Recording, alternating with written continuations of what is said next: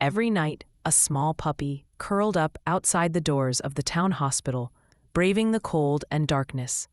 When Dr. Thomas finally took notice and uncovered the truth behind the puppy's behavior, he was brought to tears.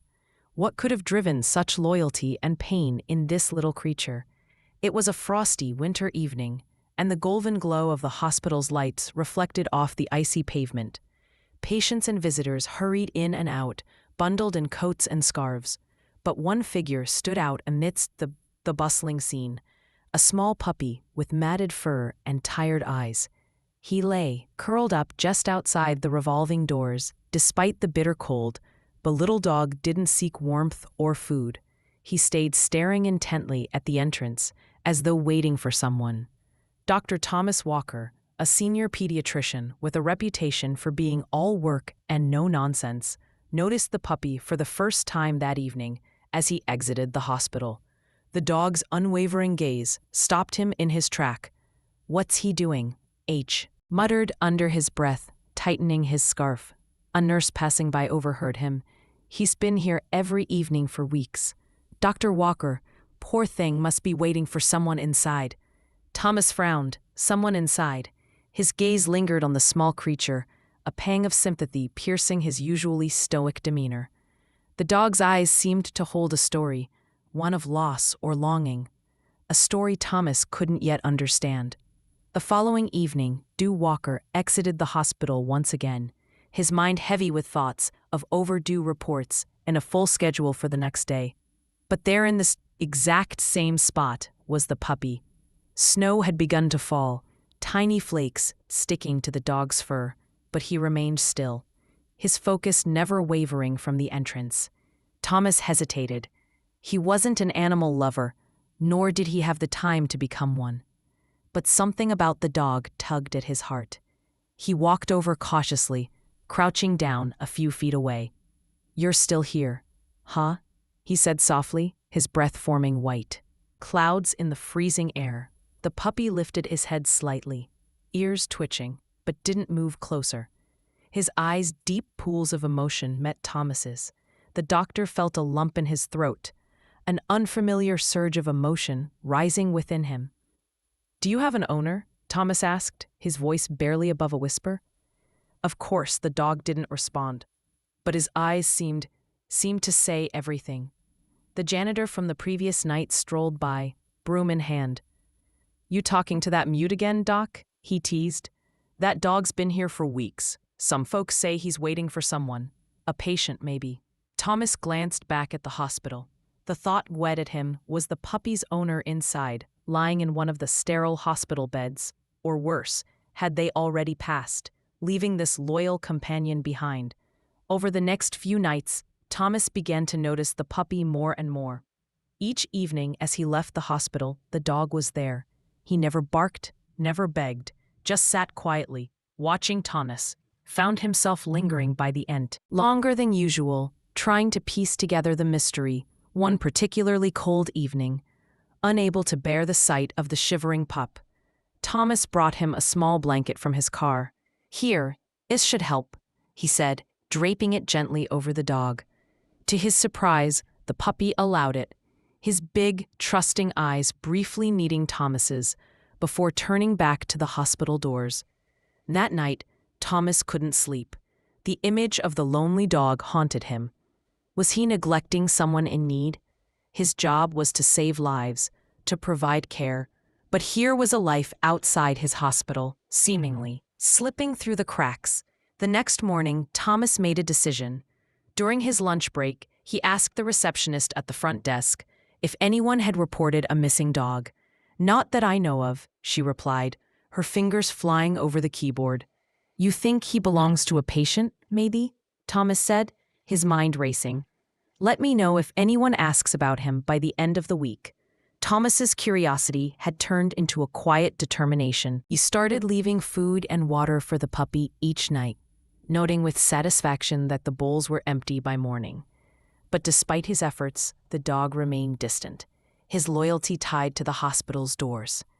One evening, as Thomas sat in his car preparing to drive home, he saw the dog again, curled up in his usual spot.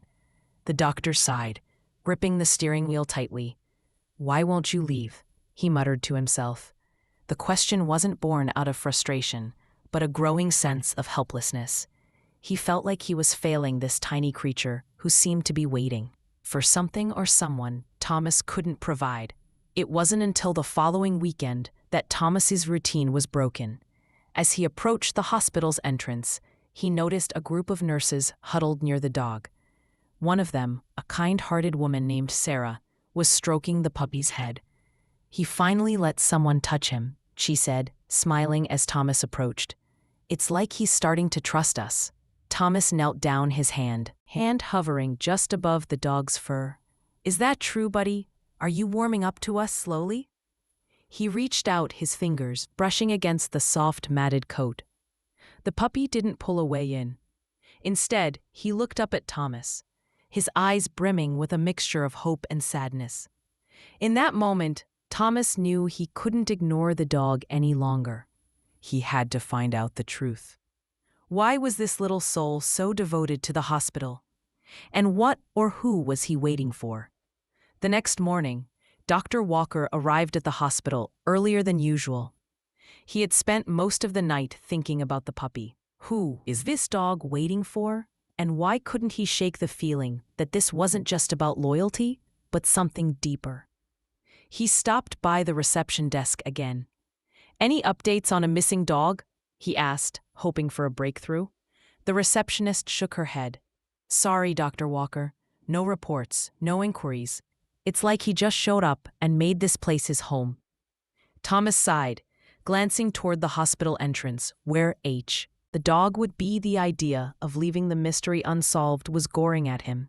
He decided to take a proactive step. After his morning rounds, he approached Sarah, the nurse, who had connected with the dog the night before. "Sarah," he began, his tone resolute, "I think we need to do more. That dog isn't here by accident." Sarah tilted her head. "How? You really care about him, don't you?" Thomas hesitated, then nodded. "It's hard to explain. There's something about him. I feel like we're missing something important." Sarah smiled. "Well, I have a friend at the animal shelter. Maybe they can help us. Check if he's chipped. That's a start." Thomas agreed. "Let's do it." That evening, Sarah brought a leash and coaxed the dog into letting her slip it on. To everyone's surprise, the puppy followed without resistance, his small frame trembling slightly as they led him inside. Thomas felt a pang of guilt watching the dog's nervous movements. He didn't want to scare him, but this was necessary. At the shelter, a staff scanned the dot. "Microchip." "Nothing," the technician said, frowning. "He and not registered, stood anywhere." Thomas clenched his jaw. "So what now?" "We could post his picture online," Sarah suggested. "See if anyone recognizes him." The shelter staff agreed, snapping a photo of the dog and posting it to local community boards and social media. "If he has an owner, they'll see this," the technician assured them. Thomas nodded, but deep down, he wasn't convinced. If the dog had an owner, why had no one come looking for him all this time? The following days brought no answer, and Thomas grew increasingly attached to the little dog. Though he hadn't brought him home, he found himself spending more time outside the hospital with him. The dog's quiet presence was oddly comforting, a contrast to the constant chaos of the pediatric ward. One evening, as Thomas sat on the steps beside the dog, he spoke aloud, his voice soft and contemplative. "You know, I never really thought much about loyalty until I met you. My job, it's all about routine, fixing, moving on, but you're different. You're staying here no matter what." The dog tilted his head slightly, as if listening. Thomas chuckled. "You're a better listener than most of my colleagues." The humor faded as he looked into the puppy's eyes, which seemed to hold a depth of sadness and hope that Thomas couldn't ignore. "Who are you waiting for?" he whispered. The mystery deepened. The next day, when Thomas overheard a conversation between two elderly patients in the waiting area. "That dog reminds me of a story I heard," one of them said, her voice low and thoughtful, "about a dog that waited for his owner outside a train station for years after he passed away." Thomas froze. Could that be the case here? Had the dog's owner died, leaving him with nowhere to go? The thought sent a chill through him. Determined to find out more, Thomas asked Sarah to help him check patient records. I know it's a long shot, he admitted, but what if the dog's owner was admitted here and never made it out? Sarah hesitated. That's a sensitive area, Thomas, but I can see how much this means to you. Let's see what we can find. They spent hours combing through records from the past month, looking for any patients who might match the timeline of the dog's arrival. Finally, Sarah gasped. Thomas, look at this. She pointed to the file of an elderly man named Edward Langley. He had been admitted 3 weeks earlier, after a heart attack, and had passed away shortly after. He lived alone, Sarah said, scanning the notes. No next of kin. Thomas's stomach sank. Could this be it? Was the dog his? It's possible, Sarah replied, voice somber. But how would the dog have known to come here? Thomas shook his head. I don't know, but I think we need to look into this more. That evening, Thomas found himself sitting on the hospital steps once again, the dog curled up beside him. Edward Langley, he murmured, testing the name. The dog's ears twitched slightly, and Thomas's breath caught. Is that it? Was he your person? The dog didn't move, but his eyes seemed to soften, as if acknowledging the name. Thomas felt a lump rise in his throat. If that's true, then I'm sorry. I'm sorry you lost him for the first time. Thomas reached out and stroked the dog's fur, his movements gentle and careful. The puppy leaned into his touch, and Thomas felt an unexpected warmth spread through his chest. You're not alone anymore, he said quietly. I'll make sure of that. Thomas couldn't stop thinking about the name Edward Langley. If the dog belonged to him, there had to be more to the story. Driven by a mix of curiosity and determination, he decided to visit Edward's listed address, hoping to find clues about the bond between the man and the dog. The house was a modest, single-story home at the edge of town. The garden was overgrown, the paint peeling from the shutters, but it still held a sense of warmth, like a place that had been loved. Thomas hesitated at the door, unsure of what he was expecting to find. After a moment, he knocked. No, he tried the handle and found it locked. Feeling slightly awkward, he stepped back and scanned the area. A neighbor watering her plants nearby noticed him. Can I help you? She called out, her voice wary. Thomas raised a hand in greeting. Hi, I'm Dr. Walker. I work at the hospital where Edward Langley was admitted. I've been trying to learn more about him. The woman lowered her watering can, her expression softening. Edward? Oh, bless his soul. Such a kind man, always kept to himself, but you'd never meet anyone more loyal. Did he have a dog? Thomas asked. The woman's face brightened. Oh yes, a little one, brown with the sweetest eyes. That dog followed Edward everywhere. You wouldn't see one without the other. Thomas's heart sank. Do you know what happened to the dog after Edward passed? She frowned, wiping her hands on her apron. I assumed he ran off. Poor thing must have been heartbroken. Thomas glanced toward the hospital, visible in the distance. He's been waiting outside the hospital for weeks. The woman gasped. He's still there. Oh, that dog loved Edward more than anything. If he's there, it's because he doesn't know Edward's gone. He's probably waiting for him to come back. Back at the hospital, Thomas shared the revelation with Sarah. It all makes sense now, he said, pacing the break room. The dog's loyalty wasn't random. Them ha's grieving. Sarah nodded, her expression somber. But what do we do now? He can't stay outside forever. I don't know yet, Thomas admitted, but I feel responsible for him. Edward's gone, and there's no one else. Maybe I can take him in. Sarah gave him a small smile. You've grown attached, haven't you? Thomas sighed, rubbing the back of his neck. I guess I have. He's been through so much. I can't just leave him like this. That evening, Thomas approached the dog with a leash and a soft voice. Hey, buddy, he murmured. How about coming with me for a while? I'll take care of you. The dog hesitated, his tail wagging uncertainly. Slowly, He let Thomas slip the leash over his neck for the first time. The little dog followed him willingly, not to a shelter, but to Thomas's car. At home, Thomas set up a cozy bed in the corner of his living room and filled a bowl with fresh food and water. The dog sniffed around cautiously before settling into his new spot. "It's not the hospital," Thomas said softly, crouching beside him. "But I hope you'll feel safe here over the next few days." The dog began to adjust. He followed Thomas from room to room, his trust growing with each passing moment.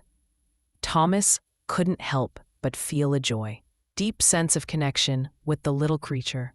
For the first time in years, his home felt less empty. But the peace didn't last. One evening, as Thomas was finishing dinner, he noticed the dog sitting by the door, his tail wagging anxiously. "What is it, buddy?" he asked, setting down his fork. The dog whined softly, pouring at the door. Thomas frowned, opening it to let him out into the yard instead of wandering off the dew, and looked at him, his eyes pleading. Then he darted toward the street, stopping to look back as if urging Thomas to follow. Confused but intrigued, Thomas grabbed his coat and followed the dog down the quiet street. The little dog led him through winding alleys and across into intersections until they arrived at a park on the outskirts of town. "What are we doing here?" Thomas asked, his breath visible in the chilly night air. The dog barked softly and trotted ahead. Thomas followed him to a secluded bench under a street lamp. There, sitting on the bench, was an envelope with them. Name Edward Langley scrolled across the front. Thomas's heart raced as he picked it up. Inside was a handwritten letter, the ink smudged in places, but still legible. The opening words sent chills down his spine. "My dearest companion, if you're reading this, it means I've left this world, but I need you to know how much you meant to me." Thas read the letter aloud, his voice trembling. It was a heartfelt message from Edward, as though he were speaking directly to his beloved dog. It spoke of gratitude, love, and a wish for the dog to find happiness even in his absence. By the time Thomas finished reading, tears were streaming down his face. The little dog sat quietly beside him, his head resting on Thomas's knee, as if he too understood the weight of the words. "Edward loved you so much," Thomas whispered, stroking the dog's fur. "And now I promise to honor that love." The discovery of Edward's letter weighed heavily on Thomas's mind as he drove home, the little dog curled up in the passenger seat beside him. The letter had confirmed what Thomas already suspected. This dog was more than just a stray. He had been someone's entire world, and now he was left behind, searching for answers that he might never find. Back at the house, Thomas placed the letter carefully on his kitchen counter. He brewed a cup of tea, needing something to calm the swirl of emotions inside him. The dog sat by his feet, his tail thumping softly again. "Floor, you really are incredible, aren't you?" Thomas said, reaching down to scratch behind the dog's ears. "I don't think I've ever met anyone as loyal as you." The dog tilted his head as if listening and let out a soft whine. Thomas chuckled. "Okay, I get it. You're hungry." He filled the dog's bowl with food and sat beside him while he ate, the rhythmic crunching oddly comforting. As the days went by, Thomas noticed a change in himself. He had always been dedicated to his work, but for the first time he felt a sense of purpose beyond the hospital walls. Taking care of the dog brought a new rhythm to his life, morning walks, shared meals, and quiet evenings together on the couch.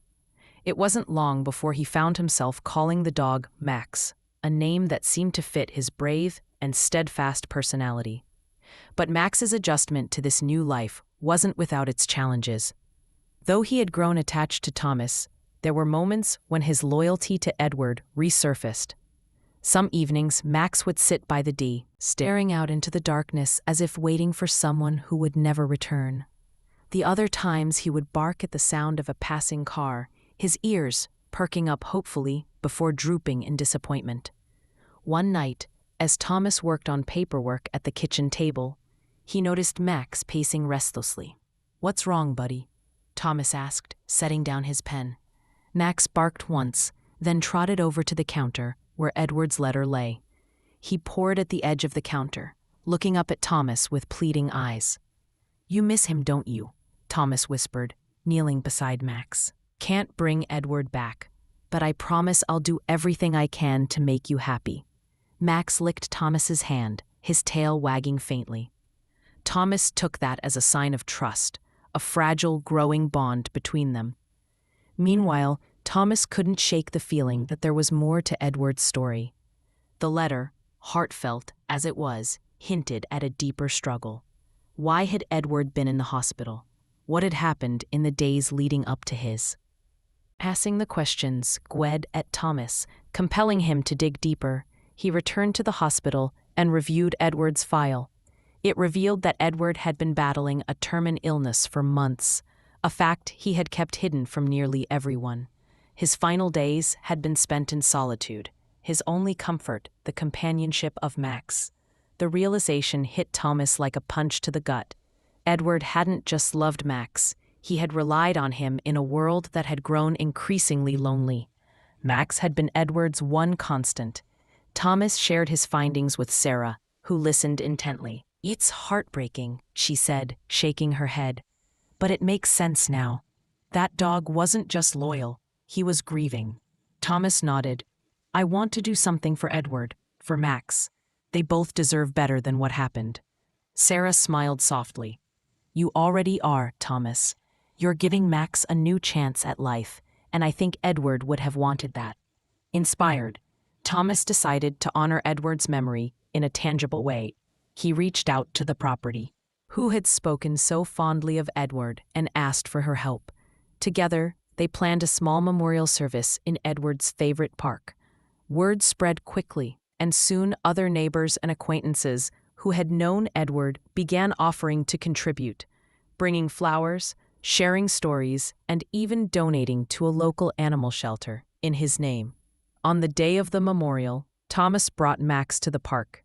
The little dog seemed to sense the significance of the gathering, sitting quietly by Thomas's side as people shared their memories of Edward. Some spoke of his kindness, others of his quiet strength. Many mentioned Max, noting how inseparable the two had been. When it was Thomas's turn to speak, he held Edward's letter in his hand. "Edward may no longer be with us," he began, his voice steady despite the emotion swelling in his chest. "But his love and loyalty live on in Max. This little dog is a testament to the kind of man Edward was, someone who gave everything he had, even in his final days." The crowd murmured agreement, and a wave of warmth washed over Thomas as he looked down at Max. "I promise to take care of him," he continued, his voice firm, "to honor Edward's memory by giving Max the life he deserves." As the sun set, painting the sky in hues of orange and pink, Thomas felt a profound sense of closure. The memorial had not only honored Edward, but also deepened his connection to Max. For the first time, Max seemed truly at ease, resting his head on Thomas's lap as they watched the crowd disperse. That night, back at home, Thomas tucked Edward's letter into a frame and placed it on the wall. Mantle above the fireplace, it wasn't just a piece of paper. It was a symbol of the bond between a man and his dog, and the legacy of love they had left behind. With the memorial service behind them, Thomas felt a renewed sense of responsibility for Max. The little dog had become an integral part of his life, and their bond grew stronger with each passing day. Yet, as comforting as Max's presence was, there was a lingering question Thomas couldn't. Why had Edward left Max at the hospital, rather than arranging for someone to take care of him directly? This mystery lingered in the back of Thomas's mind, growing more insistent as he pieced together Edward's story. One evening, as Thomas sat on the couch with Max curled up beside him, he decided to dig deeper. Edward's neighbor had mentioned a sister, someone Edward had been estranged from for years. If anyone had more insight into Edward's final days, it would be her. The next day, Thomas tracked down Edward's sister Clara, using the hospital records and information provided by the neighbor. He found her living in a modest home on the outskirts of the city. With Max by his side, Thomas approached the front door and knocked. A moment later, the door creaked open, revealing a woman in her late 50s with tired eyes and a wary expression. "Can I help you?" she asked cautiously. "Miss Clara, my name is Thomas. I'm a doctor at the hospital where your brother Edward passed away, though." Hesitated, unsure of how to broach the subject. "I've been taking care of his dog, Max, and I wanted to learn more about Edward's final days." Clara's eyes softened at the mention of Max. "Max," she whispered, her voice tinged with emotion. "I haven't seen that little dog since Edward fell ill. Please come in." Inside, Clara explained the fractured relationship she'd had with her brother. They had grown apart over the years due to a misunderstanding about their parents' inheritance. Edward had always been stubborn, and Clara admitted that her pride had kept her from reaching out to mend things. "When I heard he was sick, I thought about visiting," she said, her voice trembling. "But I didn't know how he'd react. I didn't want to make things worse." Thomas listened carefully, noting the regret in Clara's voice. "He spoke about you in his letter," he offered gently. "Ted was clear. He cared about you even if things were complicated." Clara's eyes filled with tears, and she reached out to pat Max's head. "I should have." "There for him," she murmured, "and for Max. Edward loved this little dog more than anything." Their conversation took an unexpected turn when Clara revealed something Thomas hadn't known.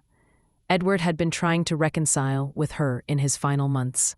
He had left messages, sent letters, and even attempted to visit her home. "But I was too afraid to answer," Clara admitted. "I thought it was too late." Hearing this, Thomas felt a surge of determination. "It's not too late to honor his memory," he said. "You can help me take care of Max and ensure Edward's story isn't forgotten." Clara nodded, her resolve strengthening.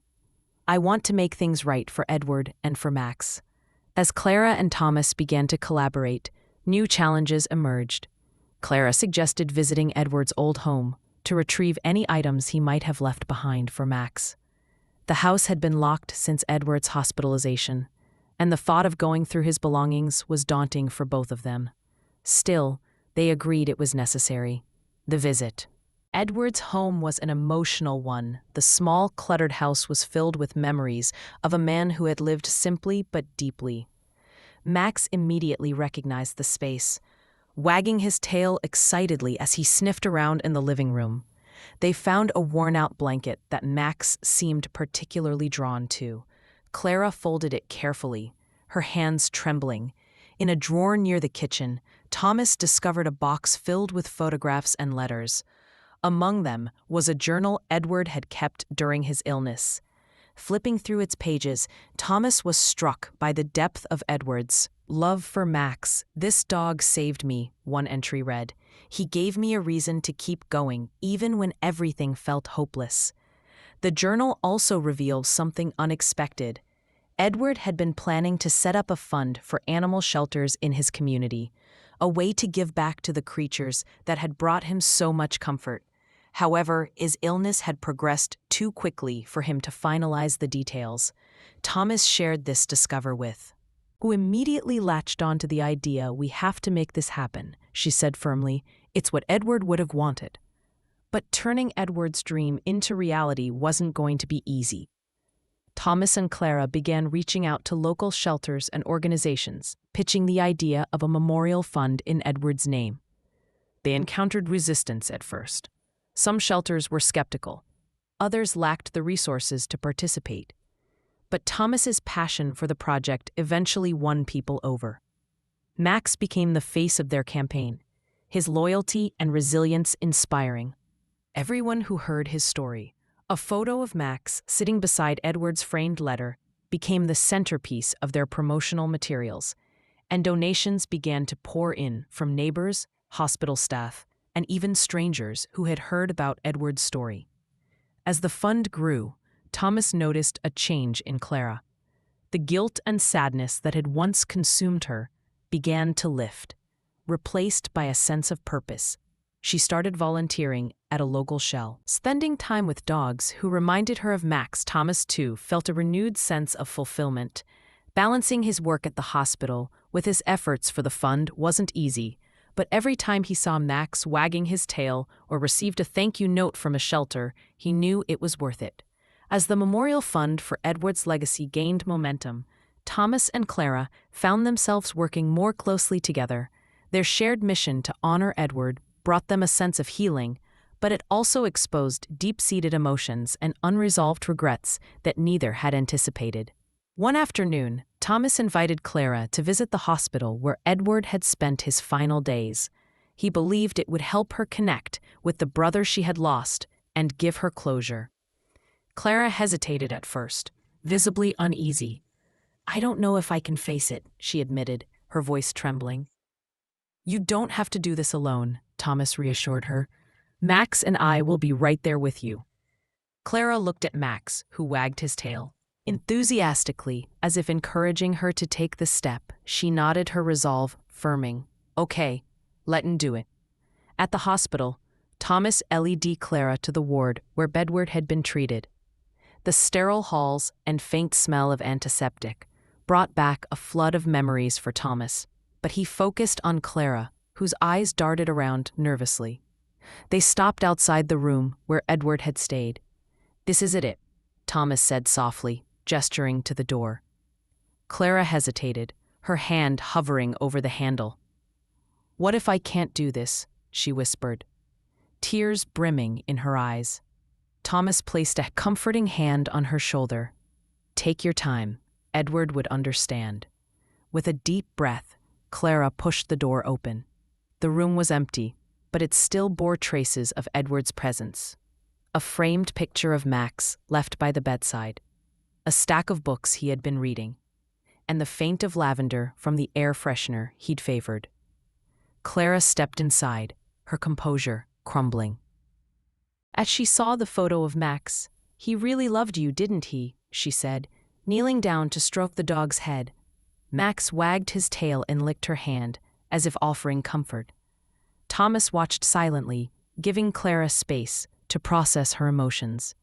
After a few moments, she stood and turned to him. "Thank you for bringing me here," she said. "I needed this." As they left the hospital, Clara opened up about her feelings of guilt. "I wasted so much time being angry with Edward," she confessed. "And for what? A few dollars from our parents' estate? It seems so trivial now." Thomas nodded, understanding that. Weight of her words, "Regret can be heavy," he said, "but it's what we do with it that matters. You're honoring Edward's memory now, and that's what counts." Clara smiled faintly. "I just hope it's enough." Meanwhile, the Memorial Fund was beginning to attract attention beyond their community. A local news outlet reached out to Thomas and Clara, asking to feature Max's story as part of the segment on the healing power of animals. Was hesitant at first, worried about exposing Max to too much attention, but Clara saw it as an opportunity to expand Edward's legacy. This could bring in so much support for the shelters. She argued it's what Edward would have wanted. Thomas agreed reluctantly, and the interview was scheduled on the day of the shoot. Max was a natural, charming the reporters with his friendly demeanor and heartwarming story. The segment aired later that week, and the response was overwhelming.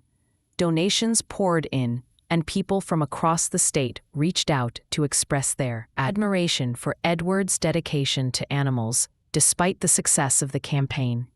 Thomas found himself grappling with his own emotions.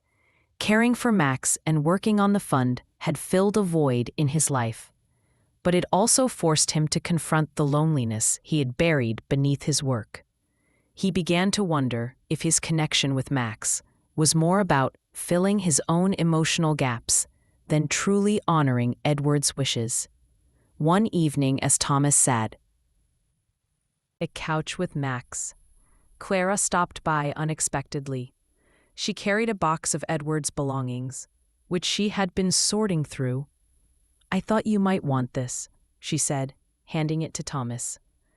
Inside the box were Edward's handwritten letters, photos, and a collection of dog training guides. Thomas pulled out one of the letters addressed to whomever takes care of Max. As he read Edward's heartfelt words of gratitude for whoever would love and protect Max, Thomas felt a lump in his throat. "He trusted you," Clara said softly, "and I can see why." Thomas looked at Clara, his voice thick with emotion. "I've been struggling," he admitted. "Sometimes I wonder if I'm doing this for Max or for myself." Clara placed a hand on his arm. "It's okay to feel that way. We're human. But what you're doing for Max and for Edward goes beyond that. You've given Max a home, and you've given Edward's story a voice. That's not selfish. That's love." Her words resonated deeply with Thomas. For the first time, he allowed himself to fully bond he had formed with Max, not as a replacement for the relationships he lacked, but as a testament to the love and loyalty Edward had instilled in the little dog. The success of the Memorial Fund had brought renewed purpose to both Thomas and Clara, but it also attracted unforeseen challenges. With Max's story gaining widespread attention, the shelter received an influx of adoption applications, donations, and even offers to feature Max in national campaigns. What seemed like an opportunity soon became a logistical and emotional strain. One day, as Thomas reviewed emails at the shelter, an unexpected visitor arrived. A man in his late 40s, dressed sharply in a tailored suit, introduced himself as Gerald Parmarker, a representative from a high-profile marketing agency. His proposal was bold. Max would become the face of a nationwide campaign for pet adoption awareness, complete with commercials, public appearances, and merchandise. Thomas hesitated. Max is more pockets than just a story. He's family. I don't want to exploit him. Gerald leaned in, his tone persuasive. This isn't about exploitation. It's about amplifying his impact. Think of how many lives Max could change, both animals and humans. It's what Edward would have wanted. Clara, who had joined the meeting, was torn. The campaign could bring unprecedented attention to their cause, but it also risked overexposing Max and detracting from Edward's personal story. "We need time to think about this," she said firmly. That evening, Thomas and Clara debated the proposal. Clara leaned toward accepting, emphasizing the potential benefits. "This could fund the shelter for years. We could save so many animals." But Thomas was reluctant. "Max has been through enough. I don't want to turn him into a commodity." Their argument grew heated, unearthing deeper tensions. Clara accused Thomas of holding back out of fear, while Thomas questioned whether Clara truly understood the emotional weight of their journey with Max. As their voices rose, Max, sensing the tension, whimpered softly and nudged Thomas's leg. The gesture broke the intensity of the moment, and both Thomas and Clara fell silent, guilt washing over them. "Maybe we're too close to this," Clara admitted quietly. "We need to make a decision that's best for Max, not for us." The next day, as Thomas pondered the campaign offer, a stranger approached him at the shelter. A young woman named Elena. She introduced herself as a veterinary technician who had known Edward through his volunteer work. Elena revealed a surprising detail. Edward had once considered starting a mobile veterinary clinic for underserved areas, inspired by Max's ability to bring comfort to those in need. Thomas was taken aback. "He never mentioned this to me." Elena smiled. "It was just an idea he was exploring. But he talked about it with such passion. He wanted to help people and their pets, no matter where they were." The revelation stirred something in Thomas. A new layer to Edward's legacy, one that went beyond Max's story.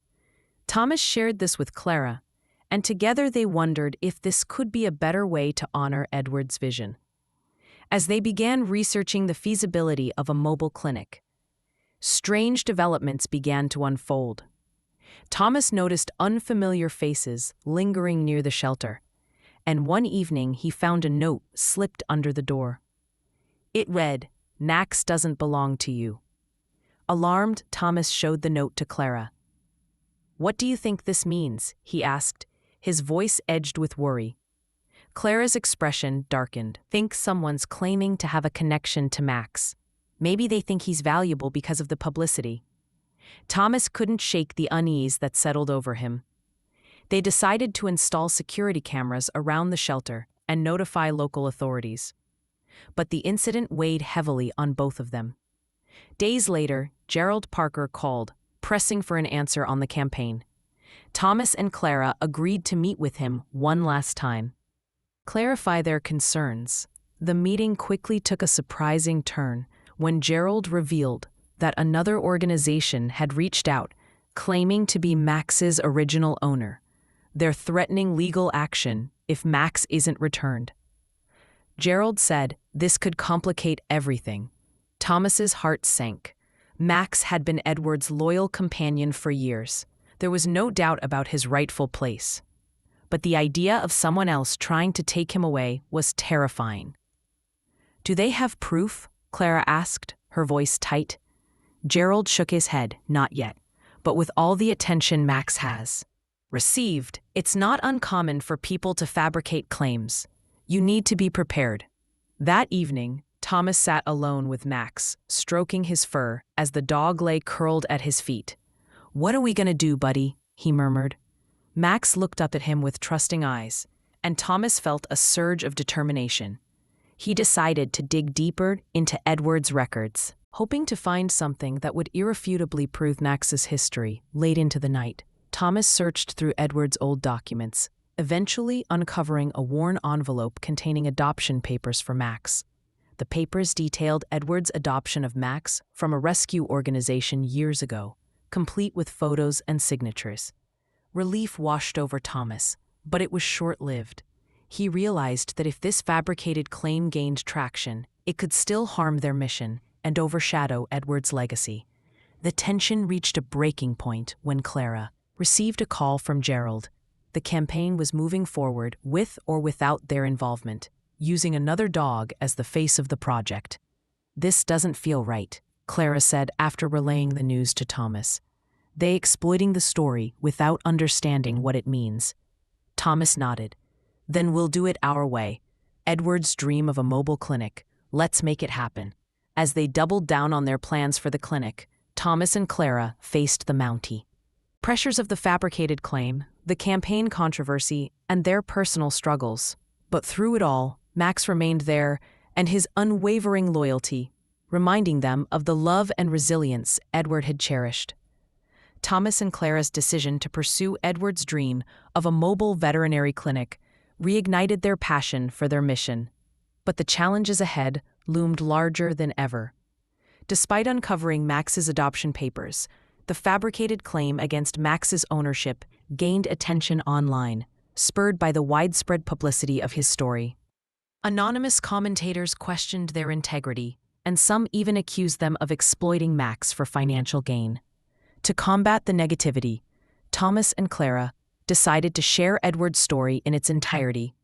His love for animals, his vision for underserved communities, and how Max had been a symbol of hope for him during his darkest times.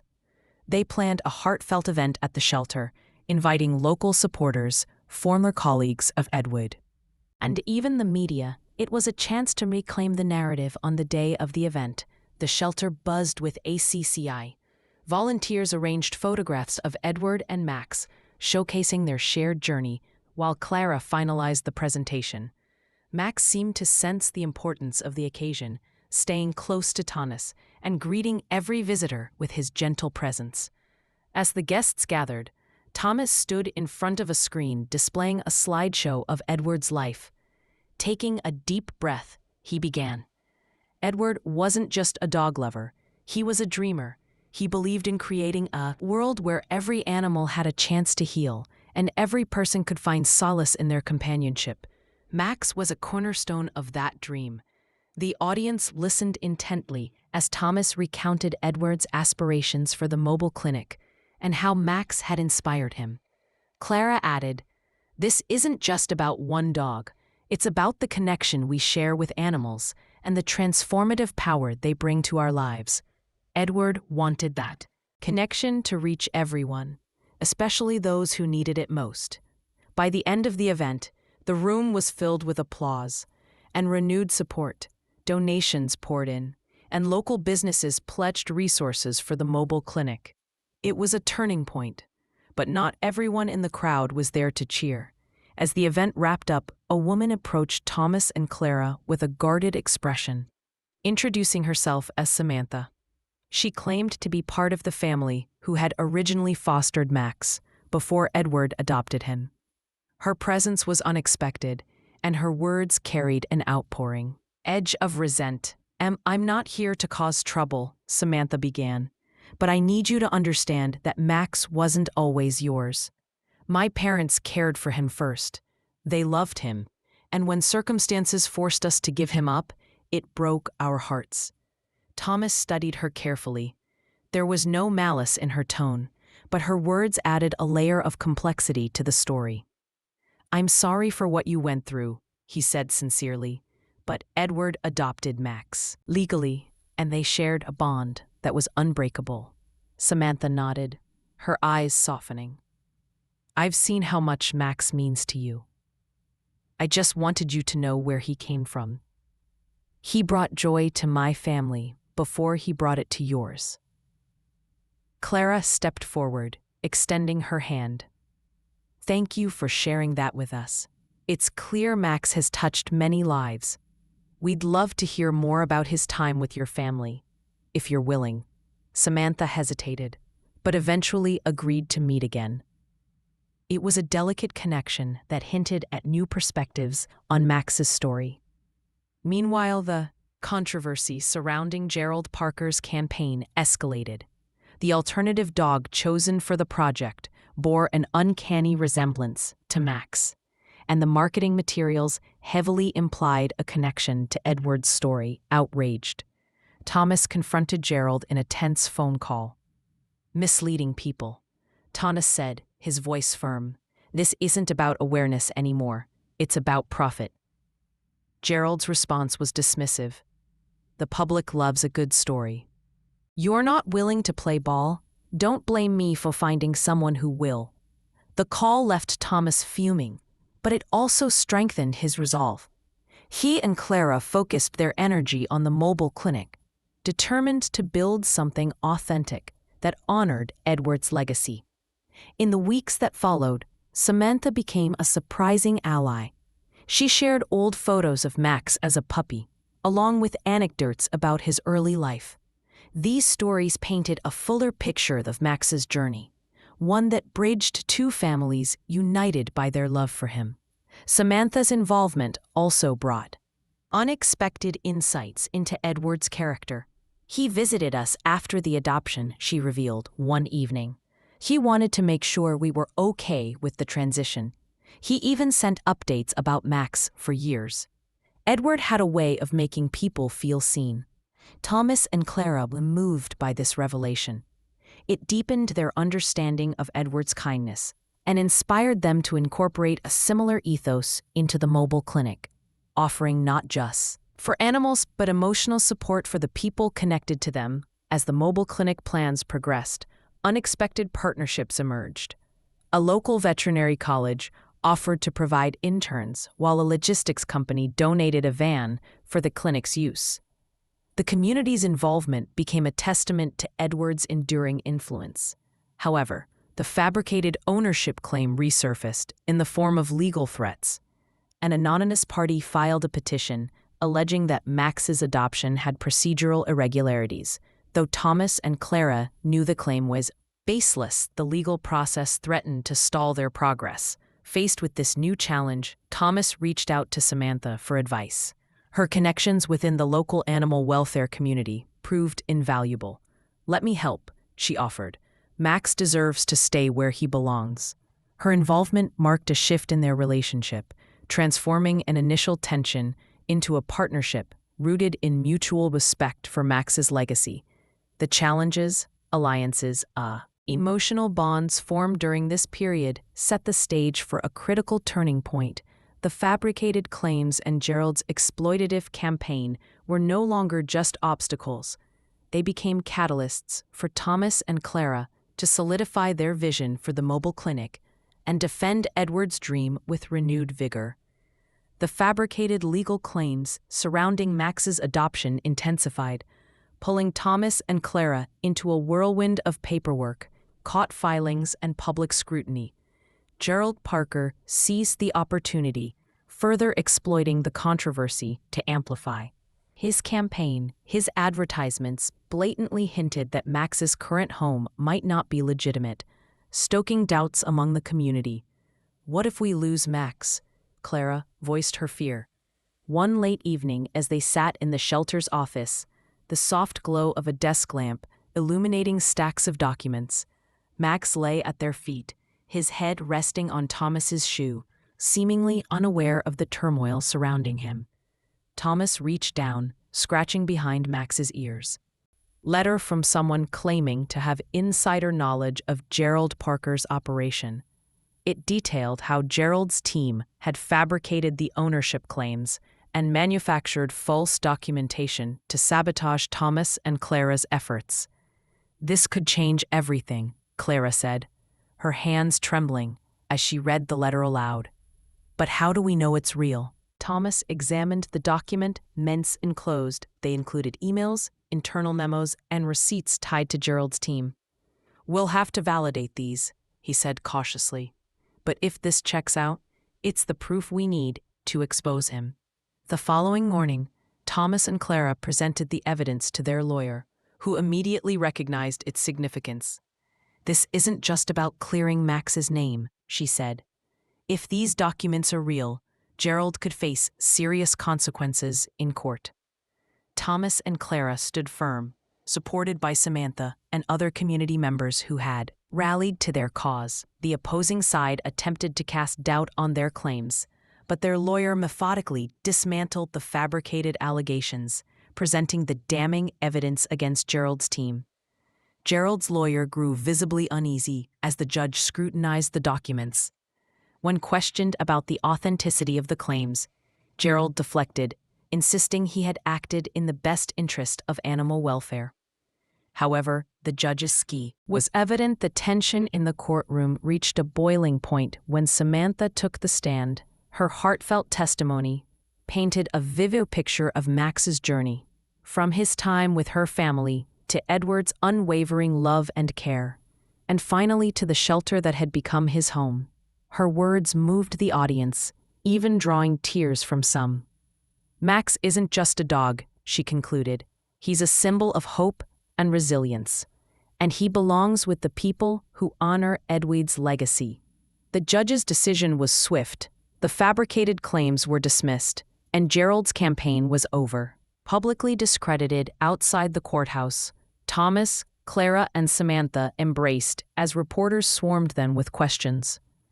"Max is staying where he belongs," Thomas declared, his voice steady, "despite the emotional toll of the battle, and Edward's dream lives on." While the legal victory was a relief, it didn't mark the end of their struggles.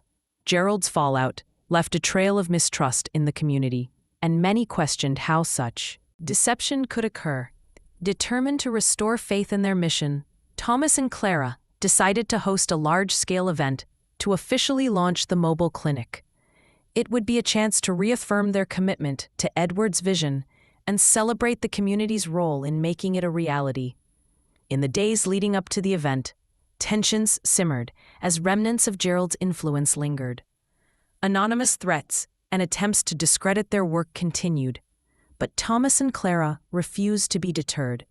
Instead, they channeled their energy into preparing for the launch, enlisting volunteers and spreading the word about the clinic's mission. On the morning of the event, Max seemed to embody the spirit of resilience that had defined their journey.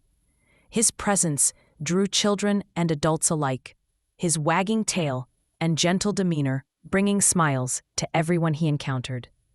Thomas couldn't help but think of Edward and how proud he would be to see this moment. The event drew an even larger crowd than expected. Local news outlets covered the story, and the shelter's social media pages were flooded with messages of support. Thomas and Clara stood side by side as they unveiled the clinic, a sleek, customized vehicle, adorned with Edward's favorite quote, "Every animal deserves a second chance, and every person deserves the joy they bring." As the crowd erupted in applause, Thas felt a wave of emotion. It wasn't just the culmination of their efforts. It was a testament to the power of community perseverance and the bond between humans and animals. Yet amidst the celebration, a lingering question remained. How would Gerald respond to his public disgrace? Thomas and Clara knew they couldn't let their guard down, especially with the clinic's future at stake. The celebration of the mobile clinic's launch was a resounding success. But Thomas and Clara remained vigilant. The shadow of Gerald Parker's schemes loomed large, and they anticipate retaliation. True to their fears, Gerald wasn't about to fade quietly into obscurity in the days following his courtroom disgrace. He launched a smear campaign, leveraging his remaining influence to sow doubt about the shelter and the mobile clinic online. Anonymous accounts began posting accusations, claiming the shelter mishandled funds, fabricated Max's adoption story, and exploited the community for personal gain. Gerald's allies placed inflammatory ads in local newspapers, reigniting skepticism among those who hadn't fully embraced Thomas and Clara's vision. "His network is deeper than we thought," Clara said one evening, scrolling through the avalanche of false accusations. "If we let this fester, it could undo everything we've worked for." Thomas nodded grimly. "We can't fight him in the shadows." Members of the community to hear the full story of Nax, the mobile clinic, and Edward's legacy. They also planned to present irrefutable evidence of Gerald's manipulations, turning the tide of public opinion once and for all.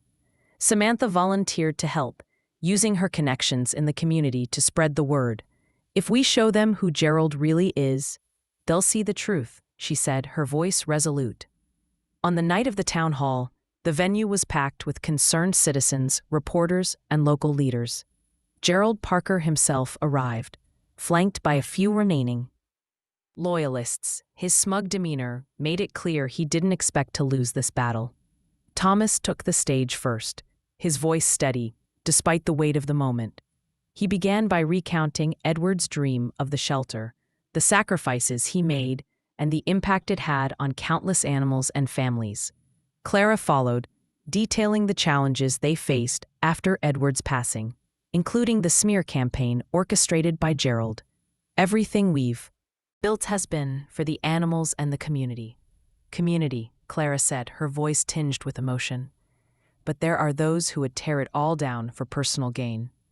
When Samantha took the stage, she revealed the insider documents exposing Gerald's fabrications. She displayed email exchanges, financial records, and testimonies from whistleblowers who had worked for Gerald. Gasps rippled through the audience as the extent of his deceit came to light. "This isn't just about Max," Samantha concluded. "It's about standing up to corruption and protecting right." Gerald stood abruptly, his face red with anger. "This is nothing but a smear job against me," he shouted, his voice echoing through the hall. "You can't prove half of this nonsense."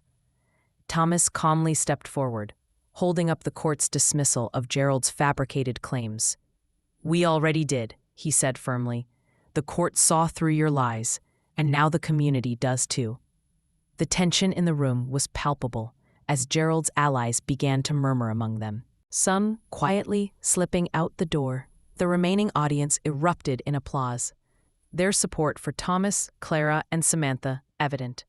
Gerald's final attempt to salvage his reputation came in the form of a hastily scheduled press conference the following day. He claimed to be the victim of a conspiracy, accusing Thomas and Clara of bribery and collusion. However, his credibility was shattered, and his audience dwindled to a few loyalists.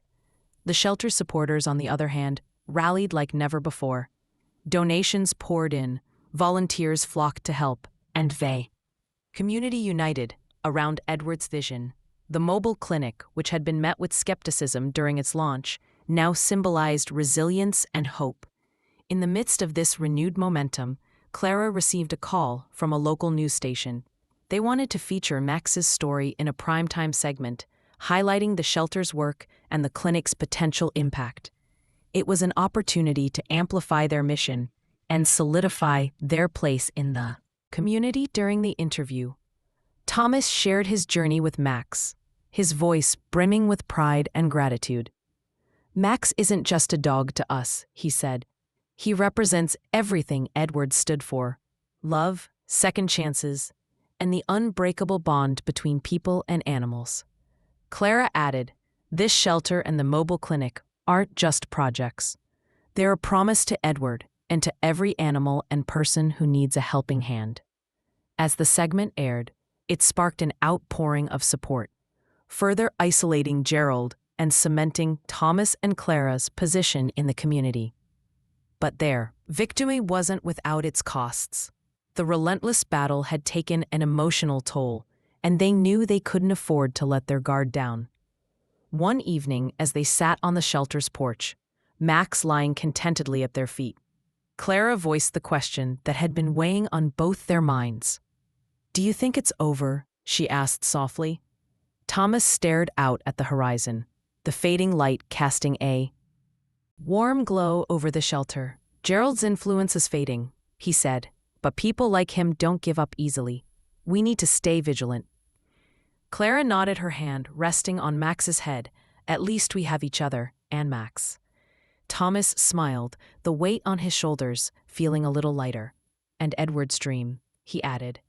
"No matter what comes next, we'll keep it alive." Despite Gerald Parker's retreat into obscurity, the fallout from his schemes left lingering challenges for the shelter. Some community members still harbored doubts, remnants of Gerald's smear campaign. The mobile clinic faced unexpected hurdles, including resistance from local policymakers, influenced by remnants of Gerald's network. Thomas and Clara knew they had won the battle, but the war for trust and stability wasn't entirely over.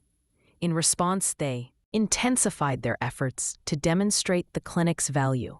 Weekly open houses at the shelter showcased their work, and mobile clinic visits to underserved neighborhoods became community events. Max, the story's hero, played a pivotal role, his gentle presence drawing people in and breaking down barriers. But the tipping point came unexpectedly in the form of a crisis that tested the shelter and clinic's resilience. One stormy evening, Clara received an urgent call from Samantha. A nearby industrial site had reported a chemical spill, and the surrounding area was being evacuated. Reports came in of stray animals trapped in the flood zone, their lives at risk as the toxic water rose. "We need to act fast," Samantha said, her voice urgent. "The authorities are overwhelmed, and they can't focus on the animals." Thomas and Clara sprang into action, rallying their team and preparing the mobile clinic for its most critical mission yet. Volunteers loaded crates, end supplies, and medical equipment, while Clara coordinated with local authorities to ensure access to the evacuation zone as they approached the area. The scene was chaotic. Floodwaters surged through the streets, and frightened animals huddled on rooftops and in abandoned buildings. Thomas guided the team, his voice calm but firm. "We split into groups. Safety first. No risks we can't handle." The rescue mission was harrowing. Clara waded through waist-deep water to coax a terrified dog out of a submerged yard. Samantha and another volunteer climbed onto a roof to reach a stranded cat. Max, sensing the emergency, seemed to become an active participant, barking encouragement to the animals they saved. But the operation wasn't without its dangers. At one point, Thomas found himself on unstable ground, the rushing water threatening to sweep him away as he struggled to maintain his footing. Max appeared beside him, his steady presence giving Thomas the focus he needed to regain balance and save a frightened puppy. By dawn, the team had rescued dozen animals. Exhausted but exhilarated, they returned to the shelter where the mobile clinic sprang into action. Injured and frightened animals were treated, fed, and comforted. The sight of Max gently licking a kitten's wounds became a symbol of hope amid the chaos. News of the rescue spread rapidly, garnering widespread attention. Local reporters flocked to the shelter, capturing images of the rescued animals and the tireless efforts of the team. Thomas and Clara were interviewed, their words fitting both the urgency of the crisis and the dedication of their mission. "This is why we do what we do," Clara told a reporter, her voice thick with emotion. "Every life matters, and we'll always be here to protect and care for those who can't protect themselves." The rescue operation not only solidified the shelter's reputation, but also galvanized the community. Donations poured in, volunteers signed up in record numbers, and the mobile clinic schedule was booked for months. Even policymakers who had once opposed their work publicly praised the shelter's efforts. Amid the triumph, Gerald Parker made one last desperate move. He filed a frivolous lawsuit against the shelter, claiming that the mobile clinic had endangered public safety during the rescue mission. His accusations, however, fell flat. The overwhelming evidence of the clinic's positive impact left him isolated, his reputation irreparably damaged. In a dramatic court hearing, Thomas and Clara presented testimony from rescued pet owners, local authorities, and medical professionals who had witnessed the clinic's effectiveness firsthand. Gerald's case was dismissed within hours, and he was ordered to pay the shelter's legal fees. The verdict marked the final nail in the coffin for Gerald's schemes. As he slinked away from the courtroom, the weight of his defeat was palpable.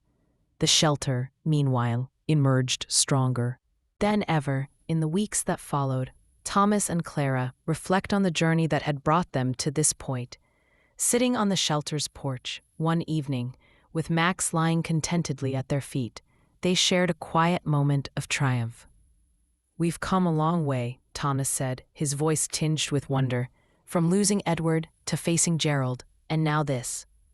It feels like we finally turned a corner." Clara nodded, her gaze soft as she stroked Max's fur. "It's not just about the shelter or the clinic," she said.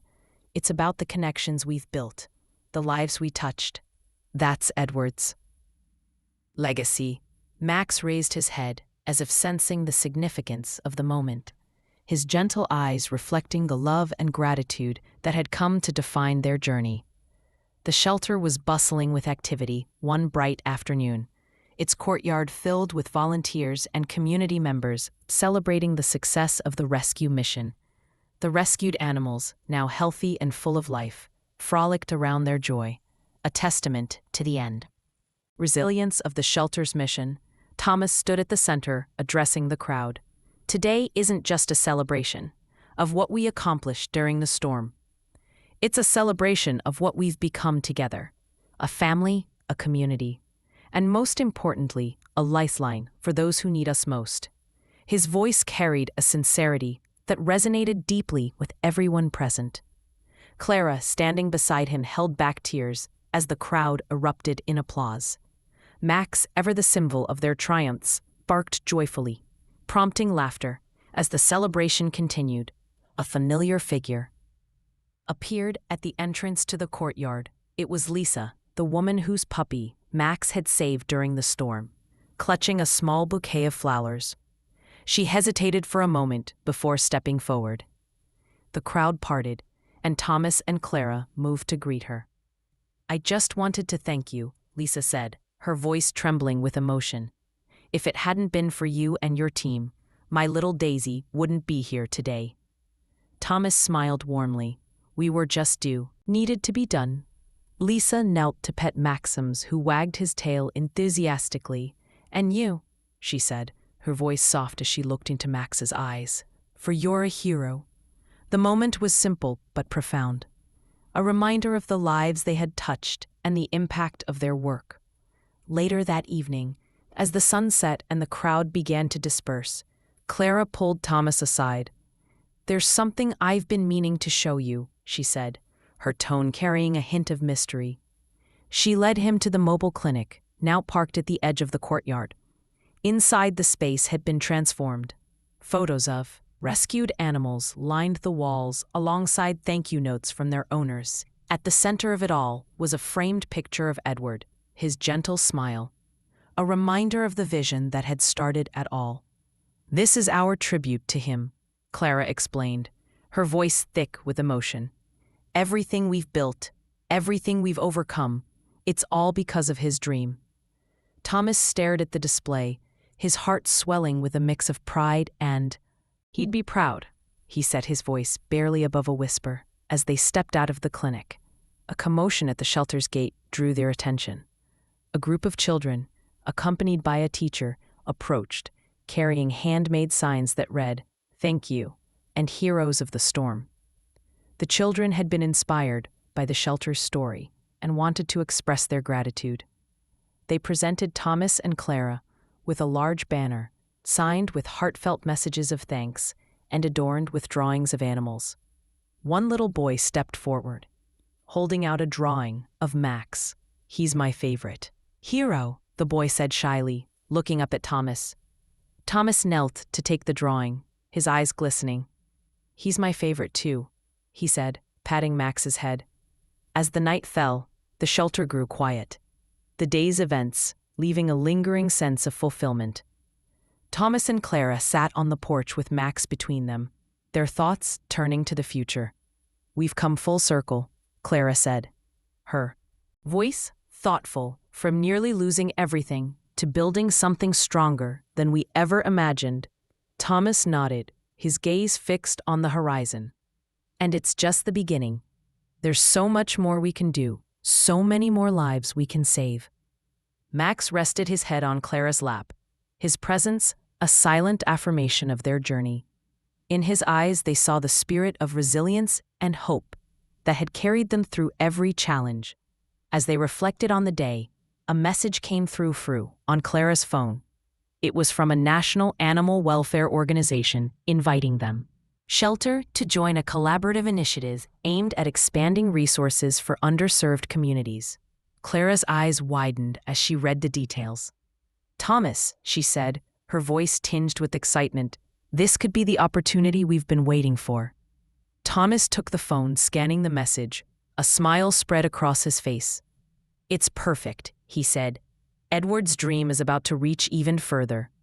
The climax of their journey was not just overcoming adversity, but about setting the stage for a brighter future. The shelter had become more than a sanctuary. It was a beacon of hope, a testament to the power of perseverance and compassion. Max, ever the heart of their story, looked up at Thomas and Clara, his eyes filled with the quiet wisdom of a soul who had seen it all. As the stars lit up the night sky, they knew that their work was far from over. But in that moment, surrounding Ed by the love they had cultivated, they felt ready to face whatever lay ahead.